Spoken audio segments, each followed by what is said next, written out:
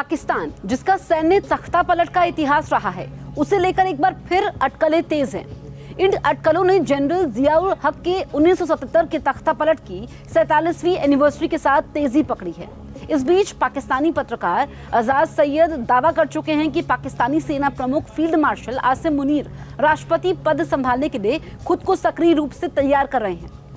मुनीर के field marshal के पद पर दुर्लभ प्रमोशन ने देश के सबसे शक्तिशाली व्यक्ति के रूप में उनकी स्थिति को मजबूत कर दिया है। 1947 में पाकिस्तान के निर्माण के बाद से केवल एक अन्य अधिकारी जनरल अयूब खान को फील्ड मार्शल के रूप में प्रमोट किया गया था। उन्हें 1958 के तख्तापलट में सत्ता हथियाने के बाद यह पद मिला था।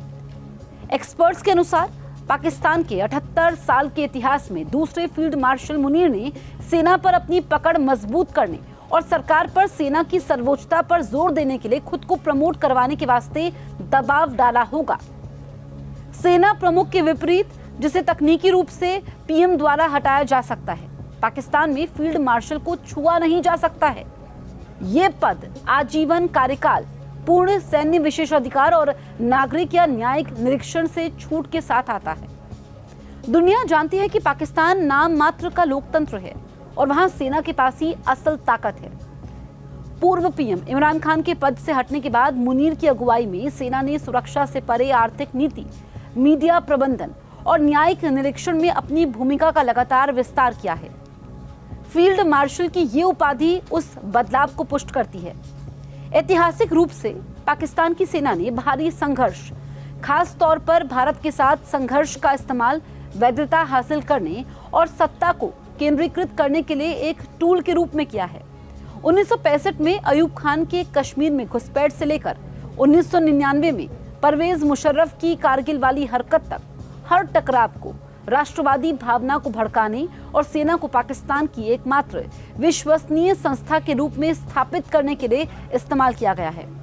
मुनीर ने भारत के साथ हालिया लड़ाई से इसी मकसद को भुनाने की कोशिश की है। माना यही जाता है कि इमरान खान को सत्ता से बेदखल करना, उन्हें जेल में डालना और राजनीतिक प्रक्रिया से बाहर करना मुख्य रूप से सेना के समर्थन से ही किया गया है।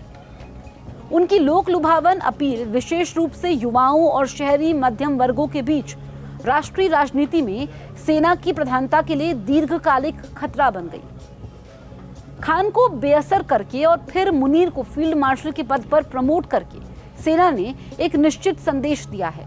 समानांतर सत्ता केंद्रों के लिए कोई जगह नहीं है। लोकतांत्रिक प्रक्रिया एक बार फिर संस्थागत वर्चस्व के अधीन हो गई है। ये दमन और प्रतिरोध के चक्र को बढ़ा सकता है और संभवतः सैन्य तानाशाही को भी ये जन्म दे सकता है। हाल ही में आसिफ अली जरदारी के संभावित निष्कासन के बारे में चर्चा का समय जनरल जियाउल हक के ऐतिहासिक 1977 के तख्तापलट की 47वीं एनिवर्सरी के साथ मेल खाता है, जो पाकिस्तान के अशांत इतिहास में राजनीतिक उथल-पुथल और सैन्य दखल की यादें ताजा करता है।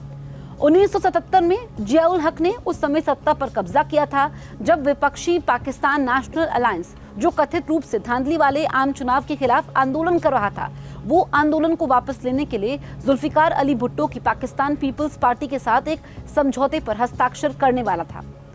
मौजूदा वक्त में तख्तापलट की अटकलों पर पाकिस्तान के गृह मंत्री मोहसिन नकवी ने कहा कि लोगों को सोशल मीडिया की अटकलों पर ध्यान नहीं देना चाहिए। उन्होंने दावा किया कि पहली बार देश में राजनेता, सरकार और सैन्य प्रतिष्ठान एक ही मंच पर है। अब ये तो वक्त ही बताएगा कि इस दावे की हकीकत क्या है।